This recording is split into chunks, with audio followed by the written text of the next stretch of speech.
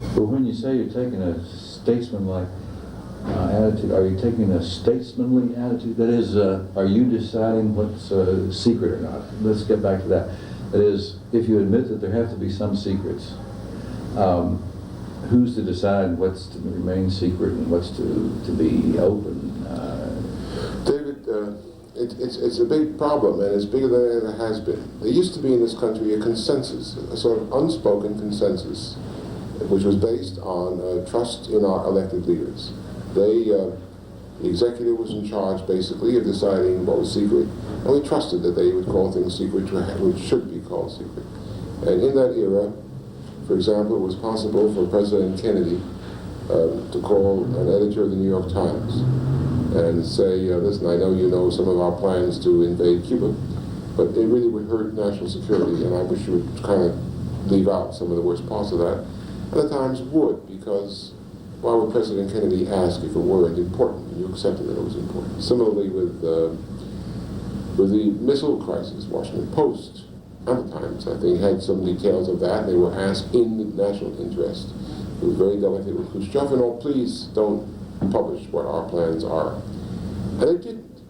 And that was kind of among the last times that you can remember when the unspoken understanding that unites this nation with its leaders and the leaders with the press could be invoked.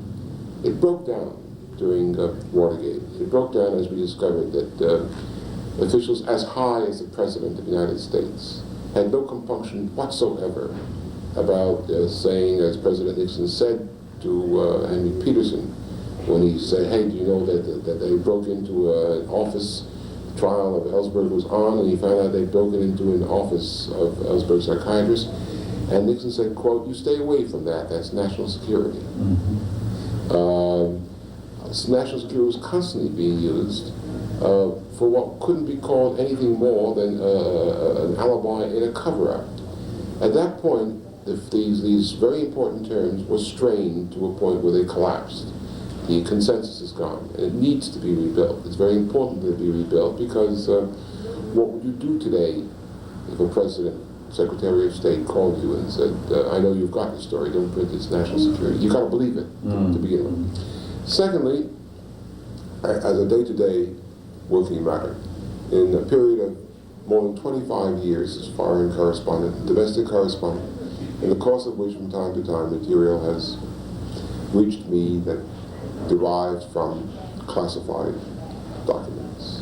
It's an odd thing that I have to report to you that not once that I can remember in all that time that I really faced the problem of whether I should voluntarily withhold some information because I could recognize the damage it would cause to the privacy of a person or the life of a person or a regiment or a ship at sea or whatever.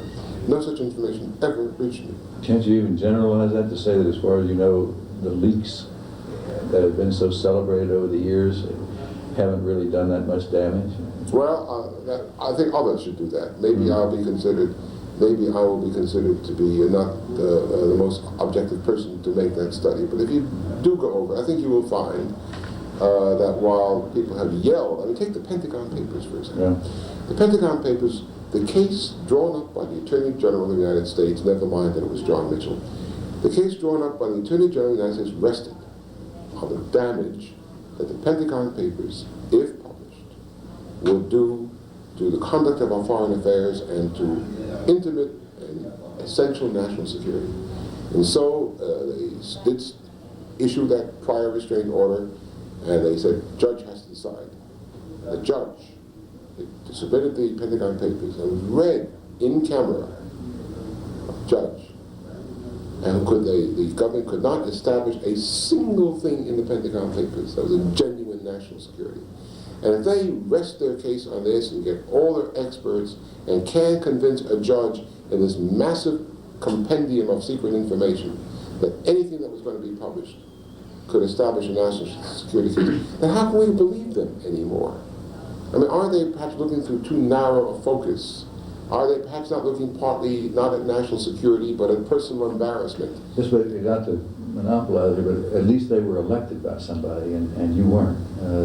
Are you really saying that that the decision eventually has to rest on just anyone who happens to have his hands on information? I don't want to make that absolute a statement. What I do want to say is that I do think there is a process of declassification that goes on. It's not written into law, and it's very informal.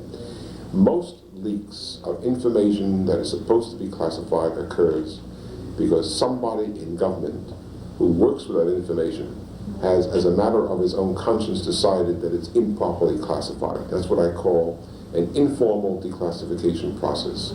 He screens it. I think it is no accident that most of the so-called secrets that leak aren't true secrets. They're just personal secrets or secrets of embarrassment.